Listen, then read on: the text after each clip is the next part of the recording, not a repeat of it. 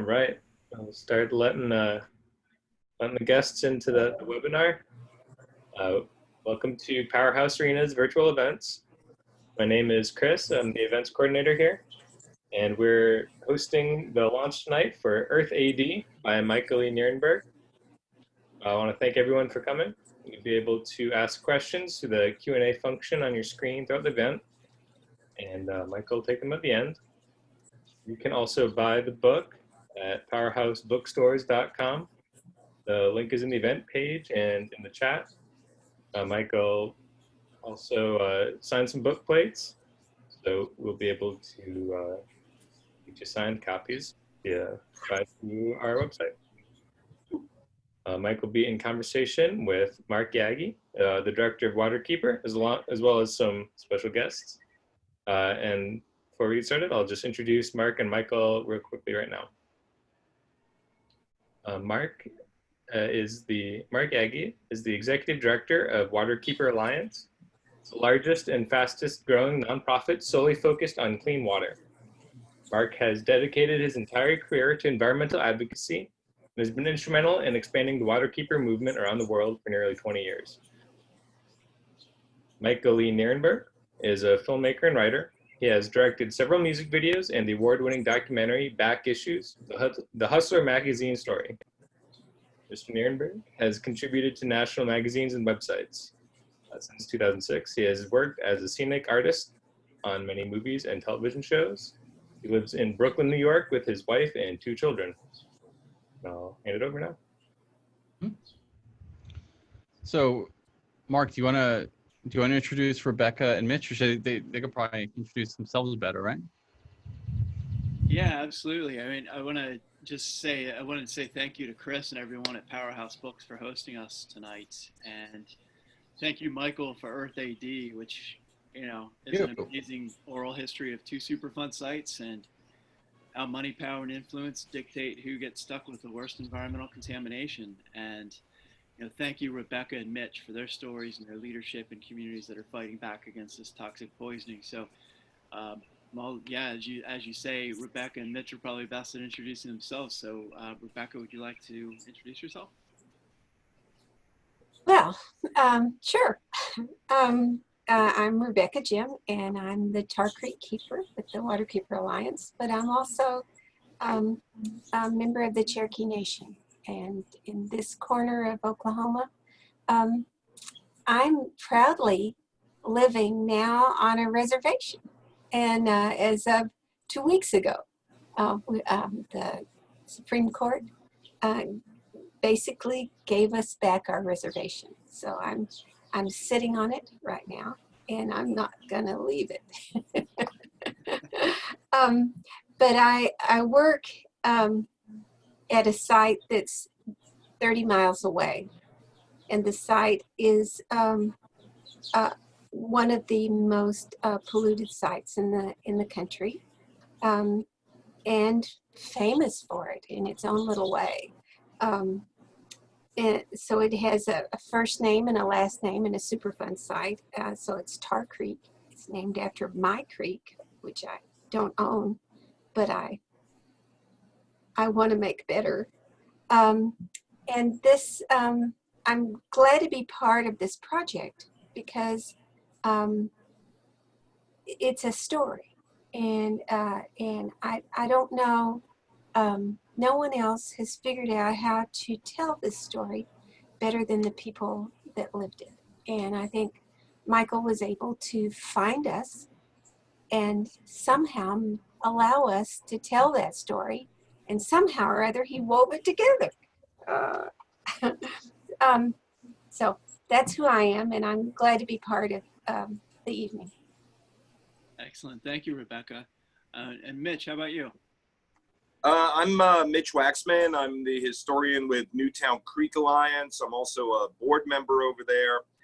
I'm the committees for everything involving the words Newtown Creek here in Brooklyn and Queens, which has been quite an experience.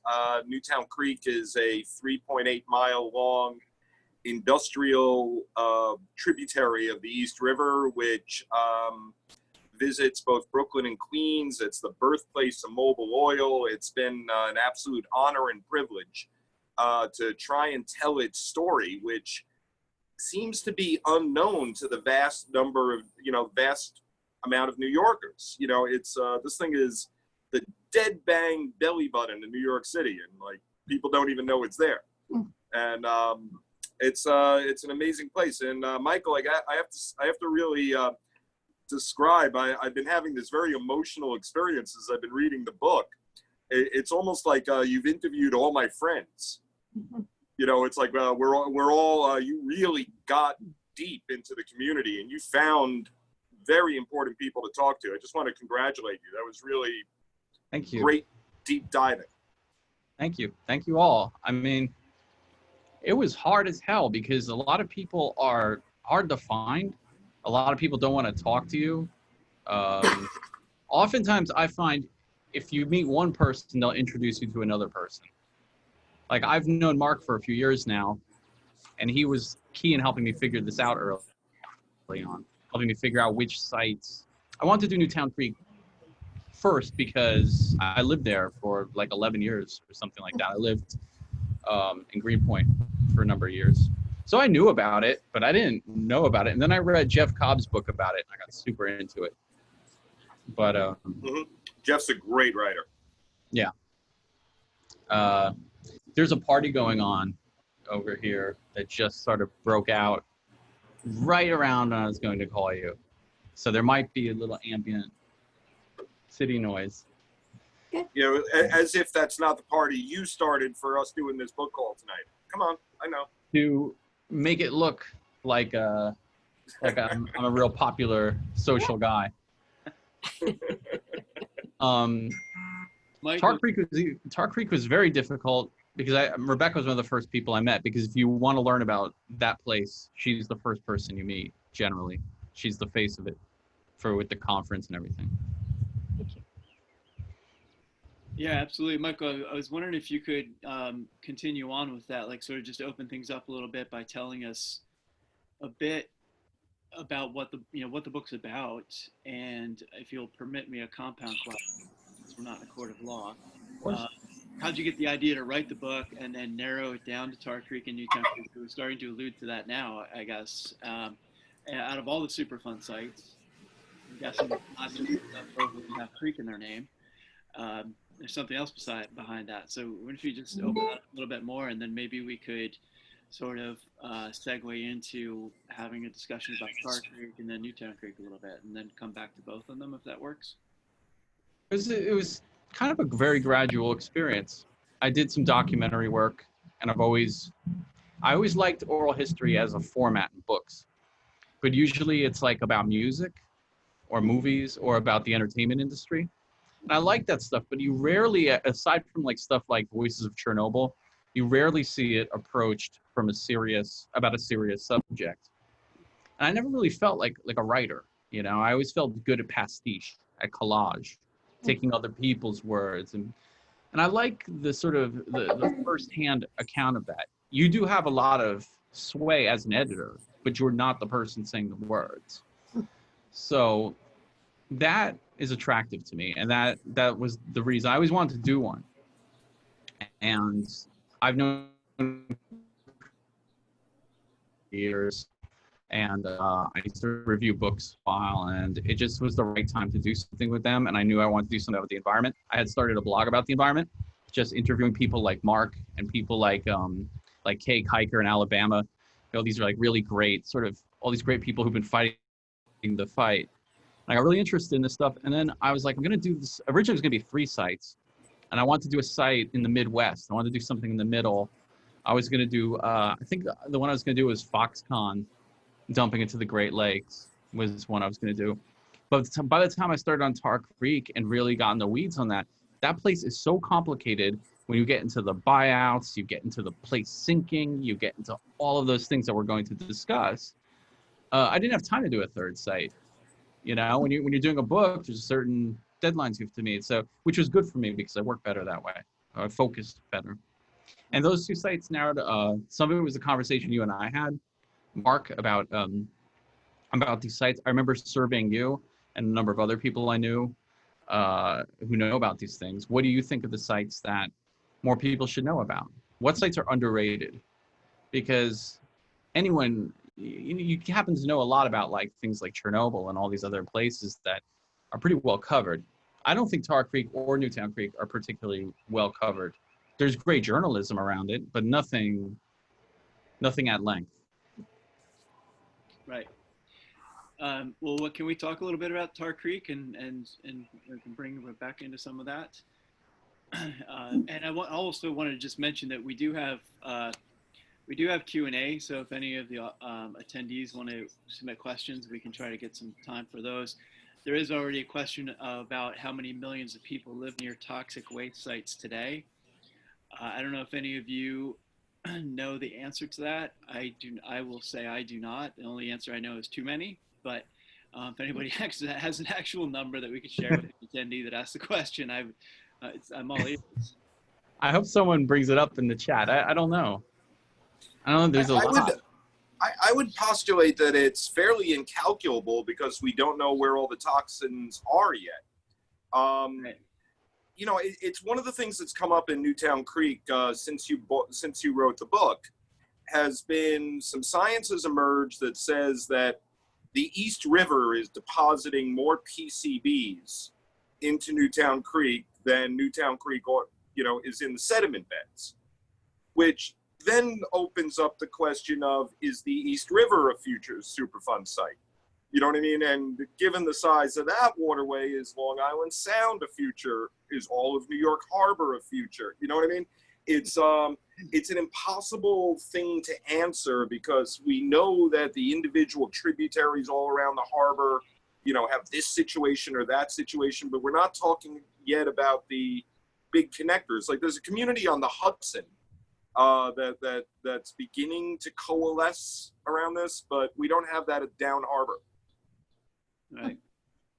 I suppose if you count PFAS, then you might as well just make the number several billion. Yeah. Well, as long as we're dumping waste into any body of water, it's just going to accumulate, right? I mean, yeah, there'll be sediment from all of those things. Yeah. I mean, well, that's on your, on Tar Creek, which is the start of the book, and just by way of background, Rebecca's introduced herself, and we're really proud to have Rebecca as Tar Creek Keeper. Waterkeeper Alliance unites more than 350 locally based clean water advocacy organizations around the world, and we focus citizen action on issues that affect our waterways, from pollution to climate change. Rebecca is is a waterkeeper, and part of those 350 waterkeepers who are women and men fighting daily to protect their community's right to clean water for drinking, for swimming, for fishing.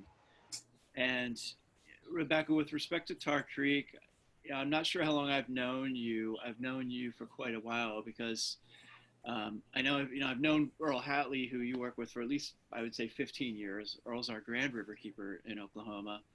And I suppose I really got to know you about 4 or 5 years ago when you and Earl invited me to Tar Creek to speak at your annual conference and to tour the site, which is certainly an eye-opening experience. And, would love to hear about it from you in terms of what is Tar Creek and why is it so toxic? Oh, well, I can tell you that story. Yeah, we are, our Superfund site is named after our creek, Tar Creek. It could have been named anything, but it was named after the creek that runs through it, as many things are. But we're only a part of a bigger thing. And the bigger thing is that it's 5 Superfund sites altogether, when you add the ones that are connected to us in Missouri and Kansas. And the river they pollute flows into my Superfund site and ends up with that Spring River, and it doesn't have a keeper yet, but maybe one day. Spring River meets the Neosho, and where they meet starts the Grand River, and the Grand River is dammed. So every bit of pollution from my creek ends up in the Grand River, which is dammed. All of the pollution from the other Superfund sites that were also in this huge lead and zinc mining site, one of the largest in the world, all of this together, flows into Grand Lake. And Grand Lake is a drinking water source. I've got a cup of water that I'm drinking tonight, and it's Grand Lake water. So my creek pollutes my water, and many other people's. So with that, with heavy metals, and these metals are harmful to the environment, but they're also toxic to people. And this doesn't have to continue. It can be fixed. It isn't like those PCBs that are out there and you wonder how you're ever going to gather them all back up. This stuff could be done. It could be fixed. And we'll talk more about Superfund and how come it's not fixed yet. I'm sure as the evening goes on. But this particular site, this particular piece of this set of Superfund sites, the Tar Creek Superfund site, is 40 square miles. And so, although it's really bigger, because you add up the other mileage in the other square miles in the other Superfund sites. So you imagine all of this compacting. And then how we have used what we had at the Superfund site as a valuable resource.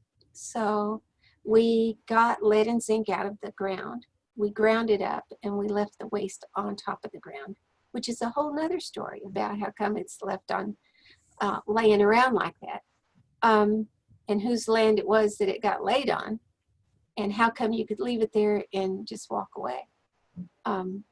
All of those pieces makes our site complicated when it's Indian land and other agencies you must talk to and go through, which are also responsible parties. So Mark and Michael are having this party tonight, but we really have a party at our place with big agencies that get away with stuff. So I don't know if that helps you understand our site a little better, but. Well, what happened that made it so toxic, right? They were mining for heavy metals for ammunition for the war. Right.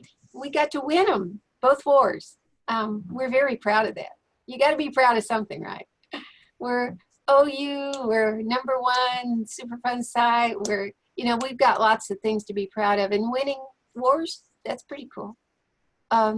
But the waste that was left behind was when they got the lead and zinc out, primarily the heavy bits of it that they could get out, they left the tiny bits behind, and those tiny bits are still there, and they're in gravel, and they're in gravel that's used everywhere.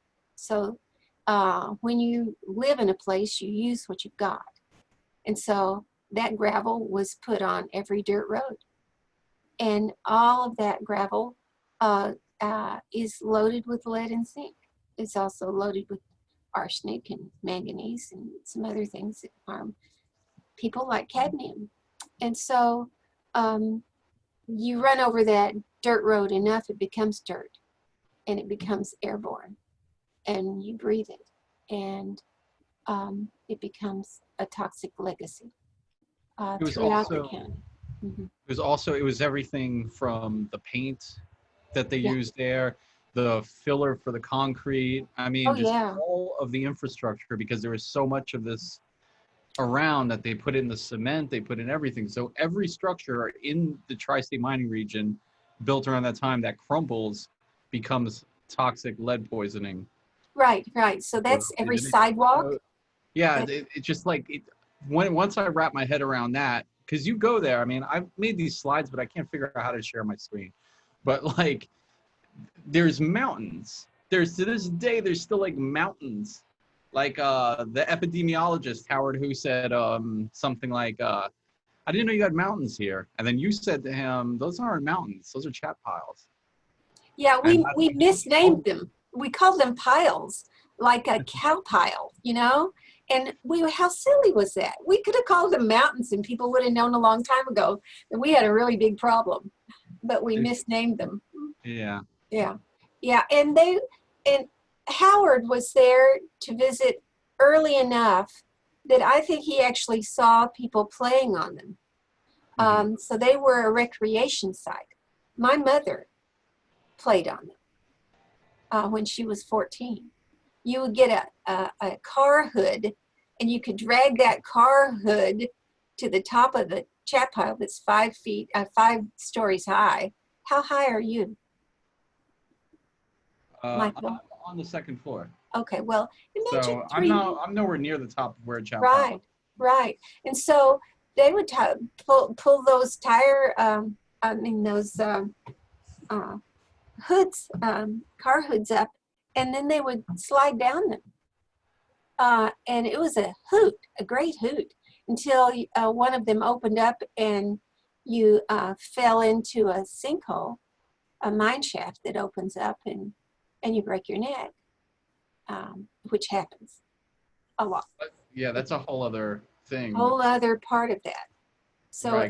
Not just the lead, it's the empty mines beneath the town. The whole town is sinking into it. That's the part that's like science fiction when you're there. Yeah, it is. Yeah. It looks like Dune or something when you're up there, and then you see a sinkhole. It's like right. And it's an interesting thing when you go there and then the next day there's a sinkhole where you had stood the day before. And so that happens. It's still happening. It's opening. It's still opening. It's a work in progress as it destroys itself.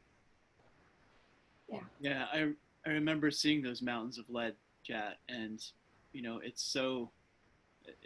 seeing them, it's so astonishing how big they are, and to think of kids sled riding down them and I was hearing stories of kids riding their bikes up and down them, and thinking about how, of course, if you were a kid, you'd probably want to do that. It looks like something fun to go down, but not realizing that you're having part of your future stolen from you, because that lead is they're breathing that lead, and that lead's getting into their systems, and jeopardizing IQ points, and right. It's a real travesty. Right. So for our Superfund site, when we were first designated, they came in because the creek turned orange and killed all the fish. And that's what brought EPA there. And that's what made us be awful and made us be #1 Superfund site in the nation. That gave us that designation. But then your buddies up at in New York, EPA was all over us, all ready to do something for us, until your buddies in New York went on the early morning shows with these placards that said, we heart our home. And so Love Canal got the attention, and our EPA left us when the journalists left us, and we got forgotten. We were left behind. We were lost. We were not going to have another thing happen at our site until it was discovered by Don Ackerman and Shirley Chestnut that our kids were being lead poisoned. And the source were those mountains and everything that they went and wherever they spread. Yeah. So the children brought them back. right in the media. I'm sorry, Mark. No, go Mark, ahead. you look at me. I was gonna say, then the media came back again, and because when you are on the outside looking in, you start doing the research, there's an enormous amount of YouTube video from a chunk of years. I guess that would be the mid to late 90s, when there was another media attention. And that probably that was right after Don Ackerman figured out that the kids were being poisoned, and then became a hot news story again.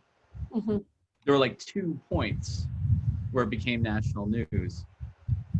I mean, the fact that it was the #1 Superfund at the beginning of Superfund is pretty significant because there's a Yeah, lot of legacy. it's a claim to fame.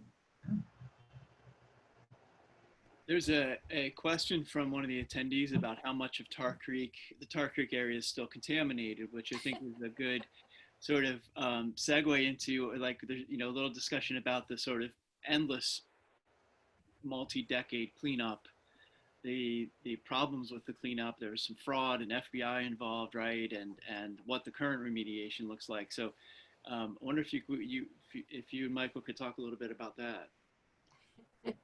Well, it's really kind of interesting. So the Quapaw tribe, Quapaw Nation, is the first tribe in the country to get a contract from the EPA to clean up any of their own land. So that's pretty cool. And so they got $27 million to clean up 800 acres. And I have forgotten the math, but if you have 40 square miles, that's many more acres to go. And then a really interesting thing happened because they EPA breaks up Superfund sites into operable units, these OUs. One of the OUs, OU2, which has to do with children and making sure that where they live is clean, the whole county now is the Superfund site. And so when you look at how did it grow that way? It grew that way because everybody had a pickup truck and they could go get some of that stuff and they could put some of that gravel underneath their swing set and behind their house, and they could put it in the baseball field and they could put it all over the county. And so the whole county now can be cleaned up. And then the other piece, the new OU, is OU5, and that's going to be the water, not the watershed, but just what's the water from bank to bank and what's in it. And so we're looking at sediment, and we're looking at water, and we're looking at what goes down Tar Creek.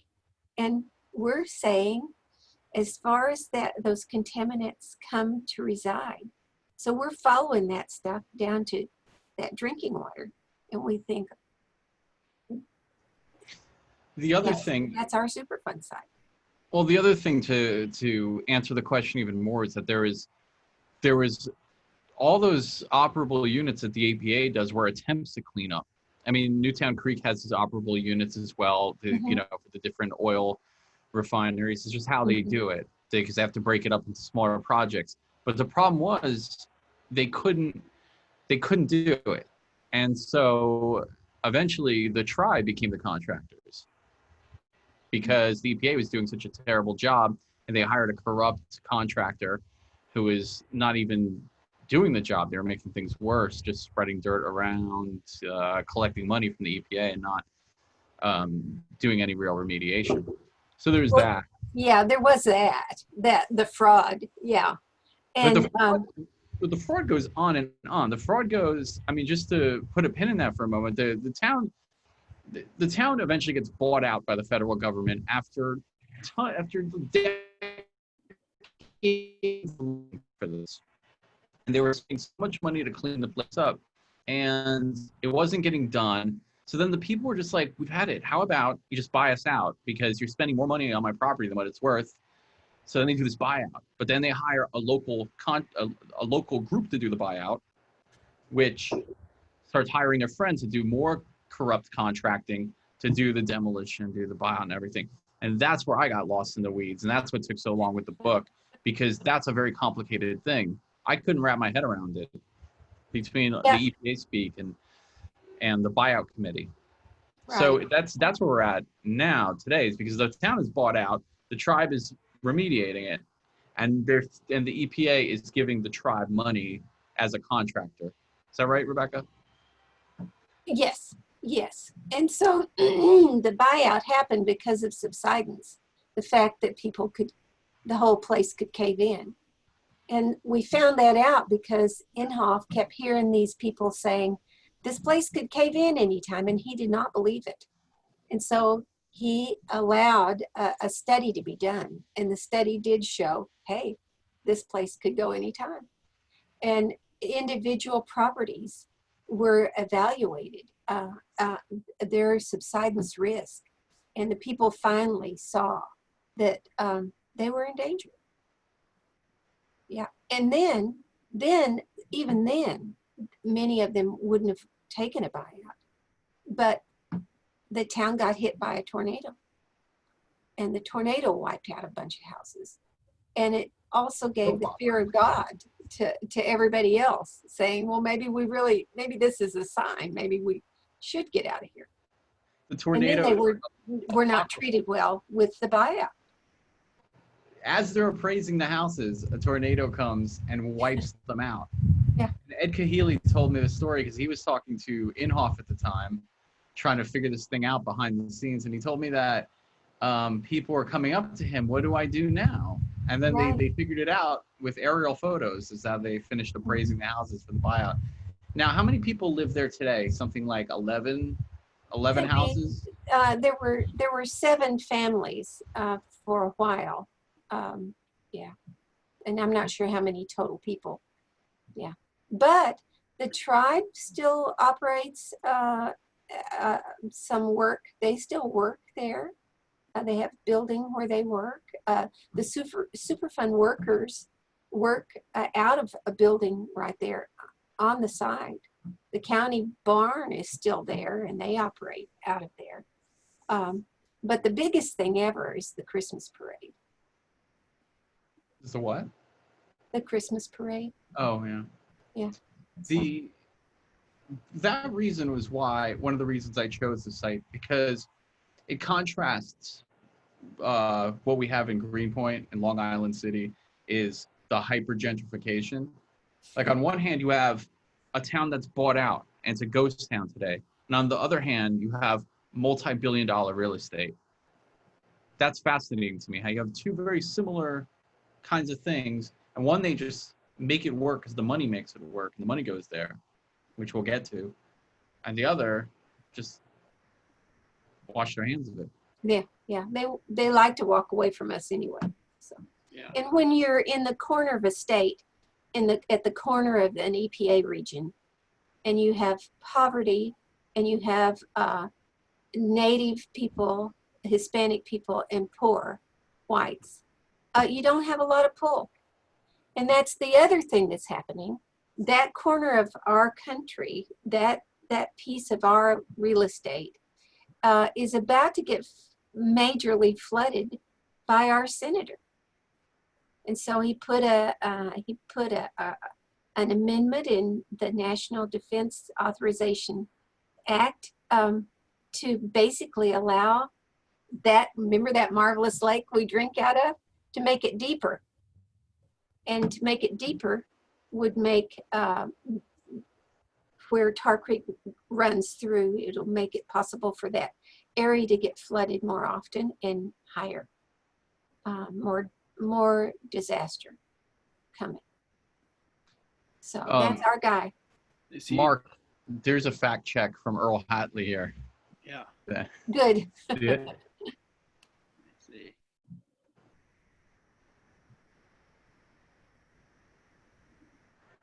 Tar Creek site is all of Ottawa County where contaminants have come to reside, according to EPA. That includes the upper third of Grand Lake. The on-site portion is 40 square miles. Oh, that is not why they hired the tribe. The buyout was based on subsistence. Well, right. Those are two different things. Yeah, Mm-hmm.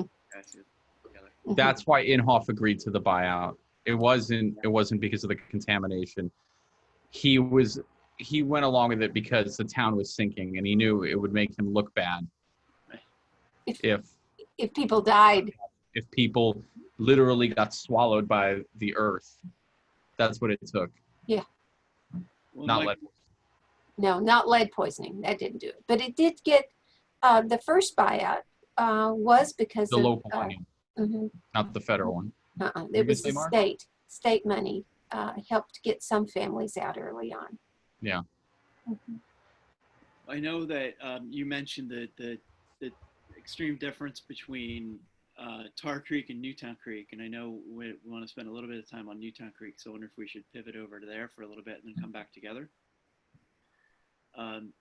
Mitch, I know, I think you alluded to this, and Michael has as well, that before Greenpoint became sort of a hot gentrified real estate site, there wasn't a lot of talk in the city about Newtown Creek, and as you say, Mitch, there's still not enough talk about Newtown Creek, and there's not a lot of talk about it except for, I suppose, people that live near it. I know I first learned about it in the early 2000s when my colleagues at Hudson Riverkeeper, you probably know Basil Sagos and Justin Bloom, they were investigating the decades old oil pollution in the creek. And so wondered if you could tell us a little bit about Newtown Creek and why it's toxic. What's the history there? Newtown Creek is an industrial center that goes back to kind of the colonial era.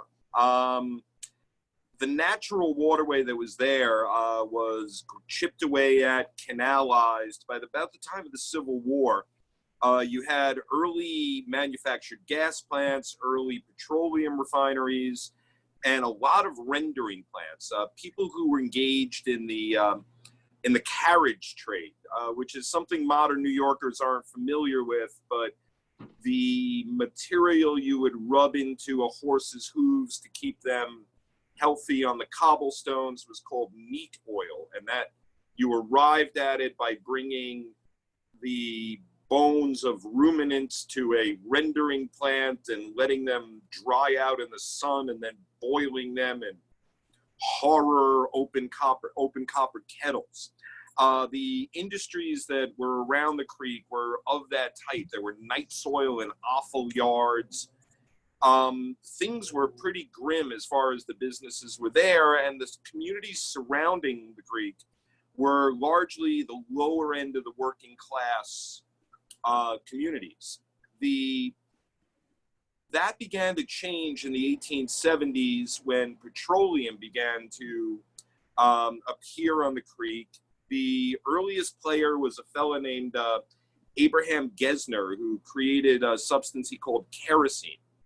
That drew the attention of first Charles Pratt of Astral Oil. Later, that drew the attention of John D. Rockefeller. And Rockefeller and Pratt, when they combined as Standard Oil, began to center their operations on Newtown Creek. This era of scientific manufacturing, as they called it, was considered a miracle by the working class communities surrounding the creek. They were going to get rid of these nasty organics-based businesses and replace it with something that was high pay and high prestige and so on. The money that flooded out of those refineries enriched the working class people on either side of the creek, but at a great cost. Newtown Creek remained a petroleum center, an industrial center, until the date I always use is 1966, which is when Mobil ceased refining oil on Newtown Creek. And that began an era of degeneracy as far as the industrialists on the creek, where you began to see smaller and smaller companies. And those companies in the modern day, the trend is toward waste handling. So we're back to the nasty organics. And the other one is warehousing, and that's the expanding story around the creek, which has logarithmically increased truck traffic in the communities surrounding the creek. So our economy is doing well on Newtown Creek, but as is the case with Superfund sites, when your economy is doing well, the communities surrounding it are getting sicker and they're getting exposed to toxins, and they have environmental stressors based on living next door to the creek. Saying that, Newtown Creek has also seen a huge explosion in recreational activity. In the last 10 or 15 years, there's multiple boat clubs that use the creek. They go kayaking on the creek. We've seen a huge number of people interacting with it. I could tell you in my own experience in the last 10 years, that we've really seen feral nature return to the banks of the creek. But this is all predicated on the fact that a lot of the old manufacturing businesses are gone and they're no longer releasing poison in the water.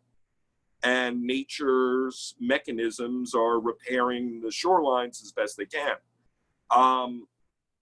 Unfortunately, the biggest contributor pollution-wise to the water in New York City at the moment is actually the Department of Environmental Protection, which releases some 2.1 million gallons of untreated sewage directly into Newtown Creek every year.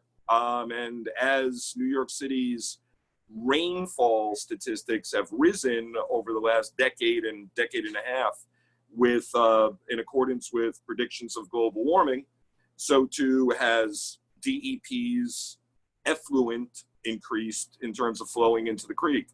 So we don't have Mobil Oil pouring nasty petroleum byproducts in the water anymore. We don't have Brooklyn Union Gas manufacturing gas in Greenpoint, but we do have this flow that's coming in off the streets and carrying street litter and garbage and petroleum products that drip out of cars, and everything else that ends up in the sewers ends up in Newtown Creek. And it's one of the central interlocutors for DEP's various pipes. Sorry, it's a big creek. And what's the stat in New York, right? It's about every time it rains more than a quarter of an inch, you're going to see raw sewage getting dumped out of those CSOs. That is the conventional wisdom, yes. The thing is, though, again, and this is where I love working with your colleagues at Hudson River Keeper and at Raritan River Keeper and all the other keepers that I've met over the years. There's a lot of you guys and gals. It's not just New York City, it's Yonkers and Jersey City and New Jersey as a state and so on. We are all feeding into this central harbor, and it's like we have this habit of looking at things in terms of individual municipalities instead of the region. Right. Exactly. And what was Mike, what's the most interesting, I guess, some of the interesting things you felt about Newtown Creek when you were investigating? Well, I just wanted to comment on what he was saying was that it's another parallel where the World War production shaped that creek, Mitch, if I'm not mistaken, to accommodate industry. So the flow coming in and out of the creek is not the same, right? Like that it didn't flow the way it did, the way it naturally would, right? So it used to widen it. Right. It used to be a natural waterway with wetlands that acted as filters for runoff from the land and all the good stuff, animal and vegetable that comes with that. The U.S. Army Corps of Engineers began during the First World War a process of canalization, which created dead ends in terms of the laminar flow of the water. Those dead ends caused solute and material to rain down and build up sediment beds, and the sediment is referred to as black mayonnaise. It sits anywhere between 18 and 30 feet deep across the entire system, and it's coal tar and human excrement and petroleum products and PCBs and everything else that's ever fallen into that flow. But yeah, the problem on Newtown Creek is largely one of flow.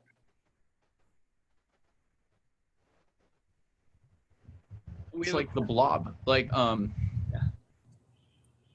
there was that movie Creep Show by Stephen King. I think it was Creep Show 2, where the second one was a black mass in the water that was like a blob. And it was like, and sure. And the campers would go out and would swallow the campers. And I think that's the closest movie reference I could come up with for that one. It's just, like, as I said, it's referred to as black mayonnaise. The specific mission of EPA in Newtown Creek Superfund is to remove or cap the sediment bed of the waterway. And one of the big conversations we're having with them right now is about how deep they're going to scratch away at this. Obviously, as an advocate for Newtown Creek, I want them to scratch down to native soil. I want to see kind of mud and dirt that the Lenape would have recognized coming up out of the bottom. But I'm afraid I'm going to have to probably settle for something that was about the era of the Civil War. But I've actually seen the cores that EPA has dug out of the creek. They're about 30 feet long. The top 20 feet are black as Satan's heart. Then you get to a layer where it's kind of a gray. Theoretically, that's the beginning of the industrial era around Newtown Creek in the 1840s, 50s. And below that, they're the sort of thing you'd expect soil, submerged soil to look like.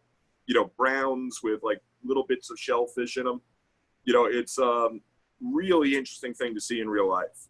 Mitch, how wide is a core sample? Like, I'm picturing. Oh, it's maybe 2-3 inches. They have some kind of specialized rig. They go out on a boat. They drop it's essentially an enormous cylinder. They drop it down and they push it into the mud.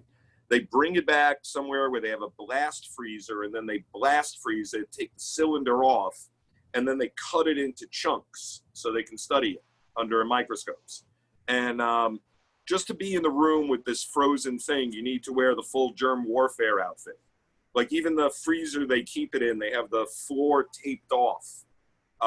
So you can't get too close because that's considered a biohazard. And this stuff is frozen at like liquid nitrogen temperatures. It's incredible. Well, we have a question from the audience about whether people know that so much of Brooklyn is on a chemical site? I think they do. I think it's underrated. Yeah. I lived on Gowanus Canal for about 7 years, and I know my neighborhood did, but I don't think the general public did.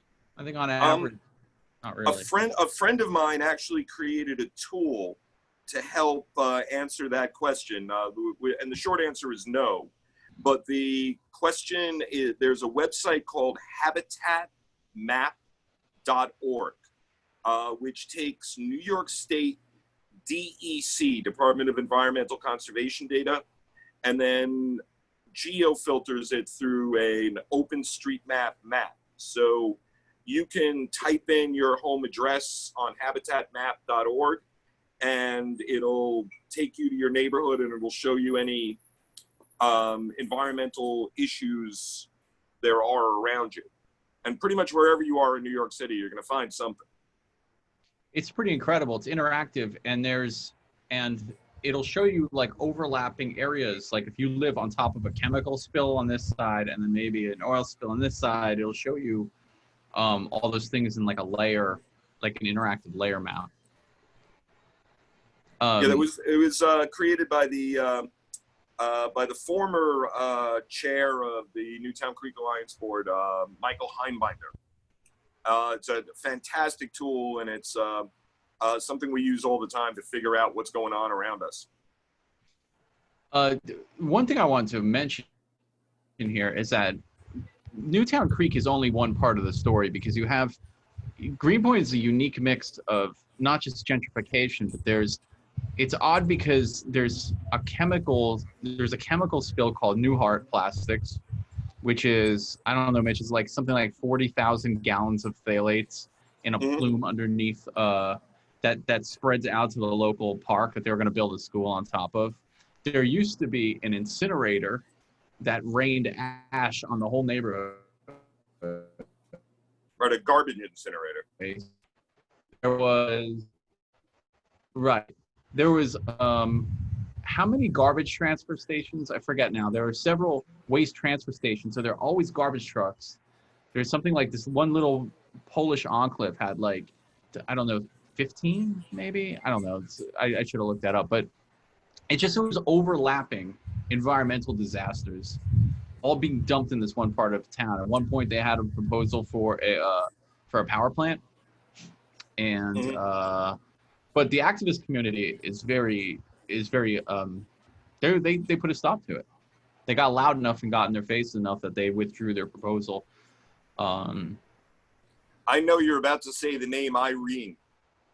Oh yeah, she's kind of like the Rebecca of Greenpoint in a way. Irene is the Boudica of Greenpoint. She is the most incredible woman I've ever met. When the chairman of National Grid was handing her a giant check for us to do an environmental thing, it said $10,000 on it. And Irene just, without missing a beat in front of the press, just said, it's missing some zeros. She's a hero. She really is. Irene Klementovich, absolutely amazing woman. She saw through the bullshit that a giant check is supposed to symbol, like those oversized checks. Mm-hmm. I've got a photo of her face. It's like right before they put the check behind her, and it's a moment of absolute contempt. She's sitting there with her finger like this.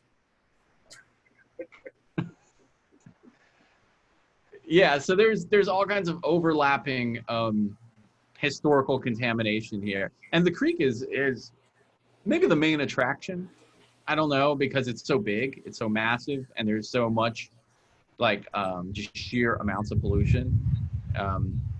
Well, you see, I see things a little bit like Rebecca does. That it's not just about the individual creek, that it's not just about the water and the sediment. It's about the land surrounding the water, and it's about the community surrounding the water, and it's this larger picture where I'm now meant to start thinking about the deposition of chemicals of concern where the point source is the parent waterway. You know what I mean? It's like that. This is the bigger picture, and it's it's been. I got to tell you, this is the thing. I have followed Newtown Creek's tendrils everywhere they've gone. You know what I mean? Which has taken me pretty far afield to Brooklyn and Queens. But these overlapping, as you put it, these overlapping zones, I think are where the real context and the real problem begins to emerge. I live in Astoria. I'm about 3 miles up the pipe from one of Newtown Creek's tributaries. So It's gone. We lost Mitch. yeah, sorry about that. When my sewage overflow, when garbage in my street, it goes down into the sewer, I actually can know how long it's going to take before it emerges into Newtown Creek. You know what I mean? It's like, we're not talking about litter.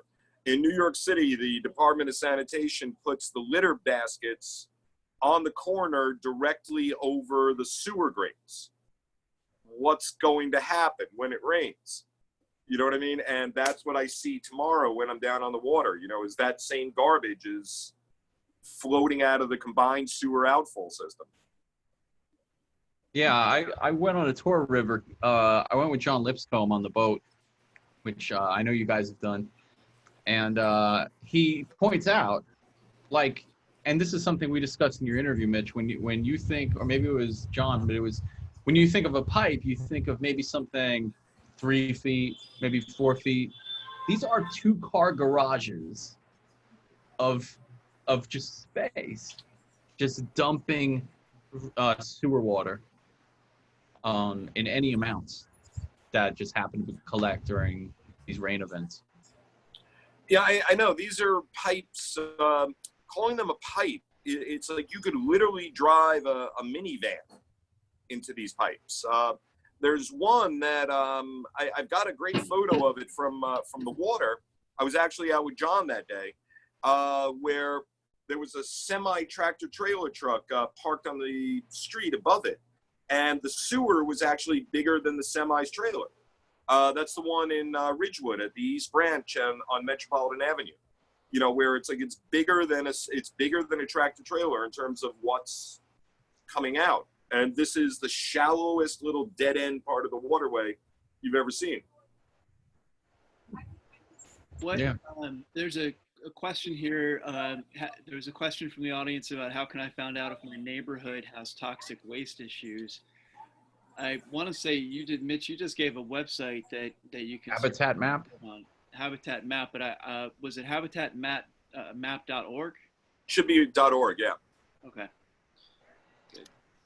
So habitatmap.org. Man, everyone should look at that if you live in the city. It's, I mean, I don't know. Do they? It's only this city, right? I don't know if they did. If they've. I think Mike's only got it set up for New York City. Yeah. Mhm. But again, it's like you can also go to New York State DEC, and all of their actions that they do are public records, where you can begin to learn about the history of industry in your neighborhood, what was there before the 1950s, when the last wave of what we would call gentrification happened and the suburbs were built.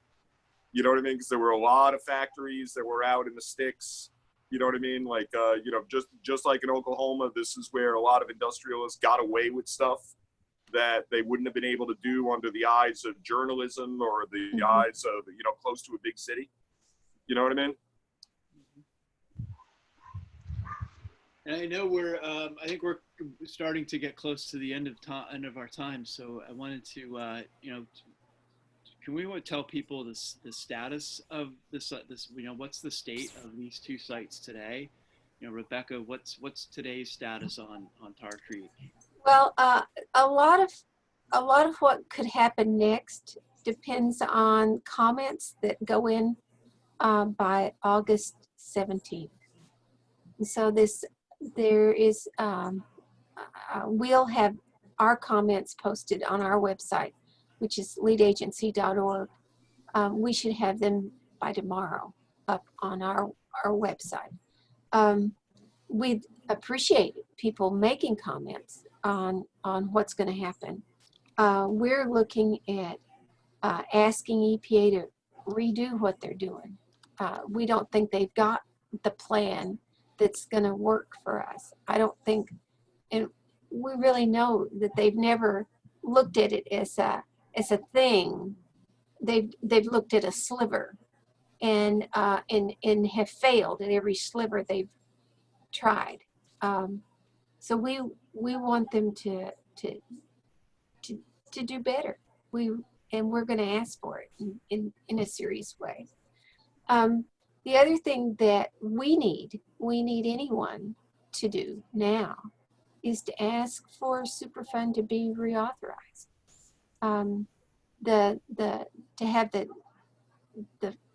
We want the polluters to pay again, and basically they're not doing that now. That piece of Superfund was not reauthorized back in 1995. So that's a thing that people could do. They could ask their legislators to reauthorize the tax that polluters pay. For our site, we will keep pushing for a good cleanup. We're going to make sure our people understand that creek ought to be one that they could enjoy again. They've taken down all the signs that say it's a creek. They've lost its identity. It's no longer, no names are on it in the town of Miami.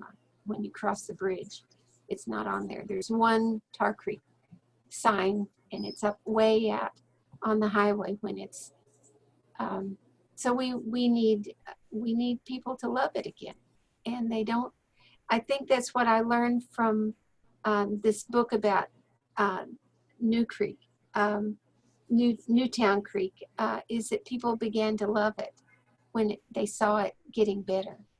And we want our creek to get better, and it won't get better without people knowing it's there and reflecting back to when and what can happen in the future. At first, when I first heard people were boating and getting into Newtown Creek, I thought it was so batshit crazy I couldn't believe it. But then as I started talking to activists about it, and I kind of changed my mind on it. And Mark said something really insightful too that I put in the book about how this is our water and we're taking it back. You took it from us, the people. And I think that's really cool. I think as long as you understand it's risky, and you get in with that in mind and know what you're doing, I think it's cool, and I think it forces the hand of the EPA in a way that they wouldn't necessarily. And this is getting into Mark's territory about how these places can come back if there's enough demand. Yeah, you're right. And, that's been shown time and again. And I think when you get people out using the waterway, that's when public officials are going to have to recognize, like, we got to do something about this. People are actually swimming here or boating or using this. We've got to take care of this.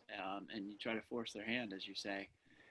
I know our waterkeepers in Canada have been collecting stories, video stories of people and telling their story about how they use a specific waterway, and they're creating a whole library so that when officials try to say, oh, no one ever uses that waterway, they say, oh, here, just check out these. Here's 25 stories of people using it to show there's an established use of that waterway, and you can't just sell it off to the polluters. I want to just confirm I got something right. Rebecca, you got comments that you're going to have on leadagency.org tomorrow that people can check out, and they can they can submit comment. Can they take action on that website? Yes. Well. Remember, it's kind of homemade. I think they'll get some ideas from us Some ideas to make their own comments and the action that they can take. Yeah. Okay. And just to make things and I think to just simplify the part on Superfund reauthorization, I don't know if we didn't perhaps overlooked maybe even trying to describe Superfund in the beginning, but in its very simplest form, when you have a site that is extremely toxic, typically they don't even realize it's very toxic until 40 years after the pollution was already done. And so anyone who was responsible for the pollution typically has walked away at this point. And so there's this fund of money called Superfund that EPA then goes and accesses in an ideal world and actually cleans up the site, and then goes after those polluters that they find who had their fingerprints on it to get that money reimbursed. And the Superfund is currently, hasn't been reauthorized. So the tax that polluters pay to put into that fund in the beginning is dwindling. So this is to get people to take action to try to get Superfund reauthorized. Right. That's how it happened in Newtown Creek. Got a fairly large settlement from Exxon from the Standard Oil, because they had become Standard Oil, and they got some kind of settlement, and then they got some matching funds. Well, that's separate from Superfund. That's the remediation effort. Right. Remediation fines that were paid by ExxonMobil for the Greenpoint oil spill to Attorney General Andrew Cuomo. You've all seen Andy Cuomo on the TV. Suffice to say that if there's anyone who can bend ExxonMobil to their knee, he's done it. He's an impressive man, our governor. But the Superfund is a whole separate operation from the Greenpoint oil spill. Good news is we received a presentation from Exxon about the Greenpoint oil spill, and things are looking very promising in that particular arena. Great. We've removed a bunch of the hotspots, and they're actually petitioning to close down a few of the recovery wells in Greenpoint right now. So that's actually kind of good news. Well, you raise a good point about Governor Cuomo, and without getting too political, we talked about the distinction between Tar Creek and Greenpoint in terms of the population demographics. And do you think, is there a distinction between how Superfund sites are approached in a red state versus a blue state? We talked about how Senator Inhofe was maybe just not too worried about, lead poisoning in the kids. It was how he was going to look at the town sunk into the ground. Yeah. Mitch, you're talking about, Governor Cuomo, taking and putting the weight of his power into ExxonMobil. Well, I mean, I'm prejudiced because, as you know, he appointed Basil Segos, the commissioner of the DEC, and Basil being one of the founding members of Newtown Creek Alliance. I like seeing a local boy do good. So, on this particular subject, Governor Cuomo has been fantastic, and I don't want to step on Rebecca's answer, but before we get political, you can buy Coke in a red can or Pepsi in a blue can, and it's all bad for you when you pour it in a glass. So.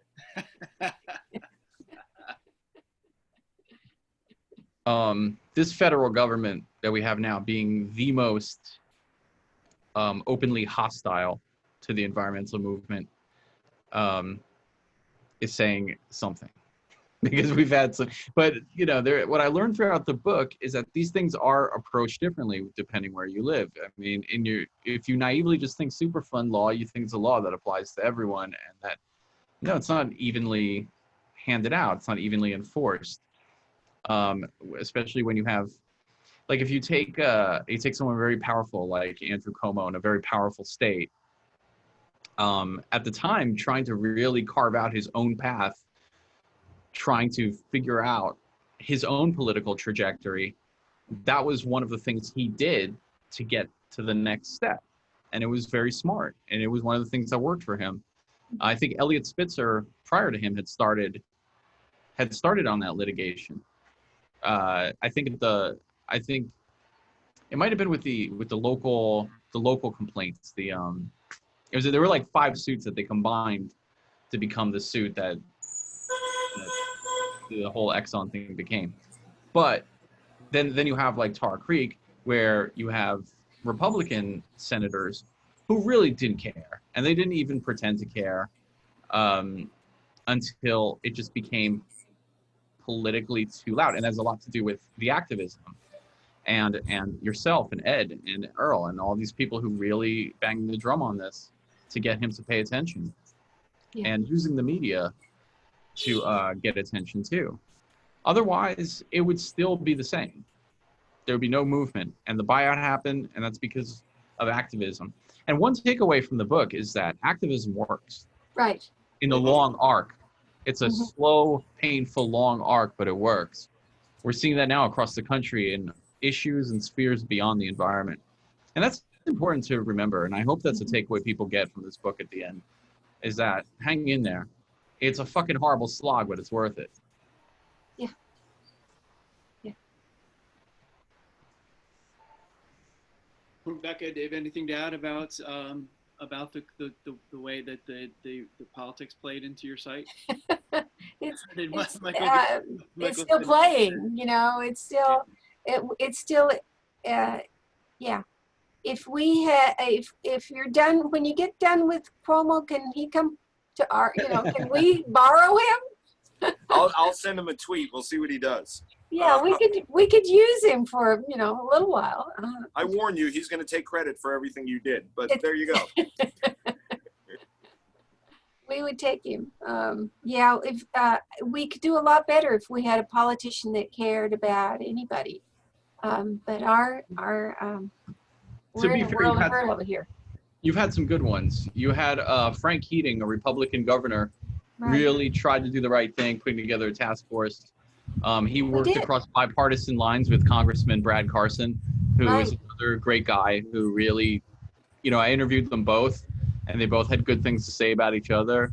And carefully, not so much Brad, but like carefully not so nice things about Inhofe, because he just openly just didn't care until he had to.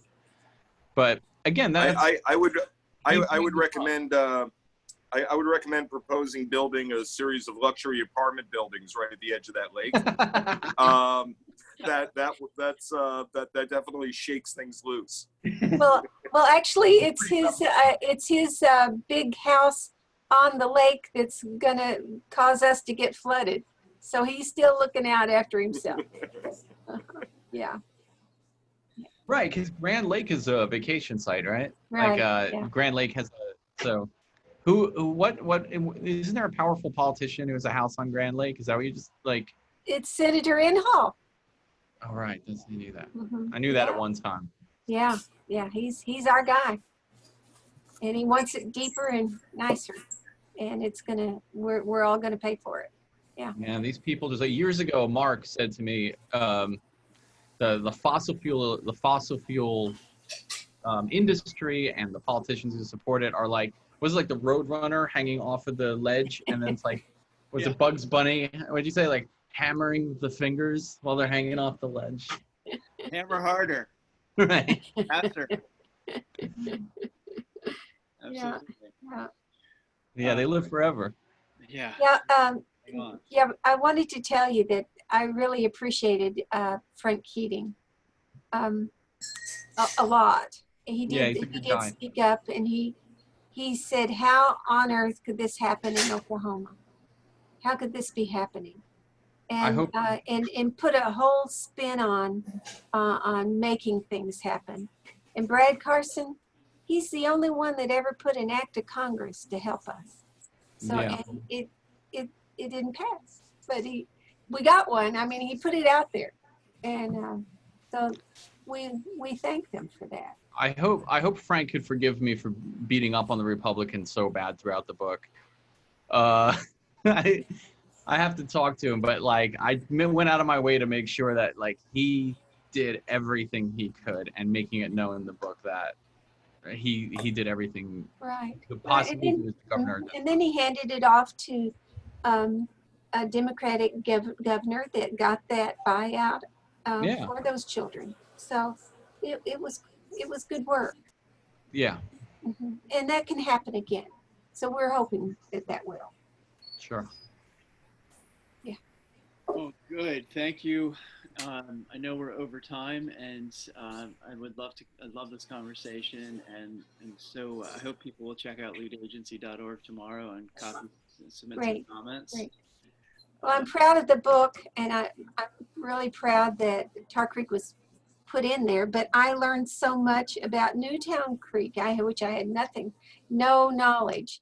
So I appreciated that. And I was really moved by how many activists and how many organizations. And we've been really a standalone, but we're a small place. And so it was really touching to me that there's so many people and so many players up there.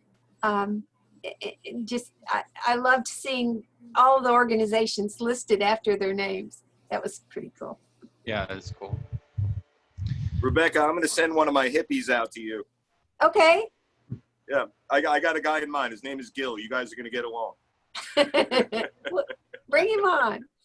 Well, thank all of you so much for being in the book. I couldn't put it together without your words. So it's your words, just a bunch of editing. So thank you so much. And It's wonderfully done, Michael. Really wonderful Thank you, book. Mitch. I appreciate it. Get a copy if you don't have it. Hey, thank you so much, Mark, Michael, Mitch, Rebecca. That's the book. You can buy it. I got the link. Thank you all for being on the webinar and sharing. And if anybody missed any of the event, it'll be on YouTube soon. Thank you so much, everyone. Thank you. Thank you. Thanks, Michael. Thank you, Chris. Thank you, Rebecca. Thank you. Thanks, everyone. Everybody.